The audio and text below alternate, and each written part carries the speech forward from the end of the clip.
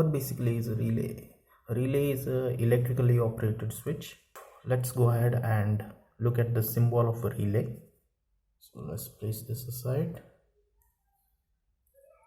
So it consists of a coil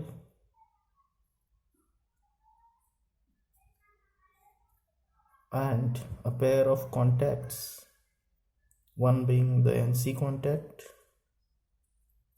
and the other being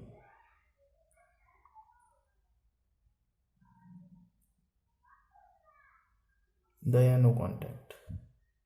So let's name the terminal as A1 and A2 representing the coil.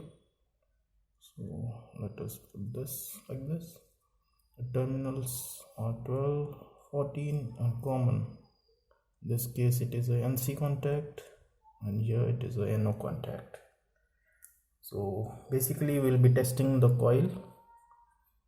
So coil, if it is in good condition, we'll get the continuity, and then we'll be checking the NO and NC contacts.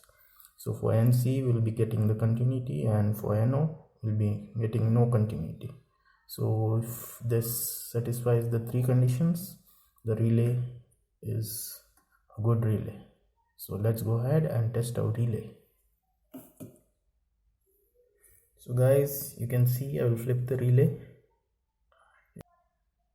Let me focus for you. There you go. So this one is the common. Here we have the coil terminals A1 and A2. We have the NO terminal over here and NC terminal over here. So let's go ahead and test the relay. So our selector switch is placed in the continuity test position, one indicated with the diode. So let's go ahead and switch on our multimeter. So first we'll be testing our coil A1 and A2.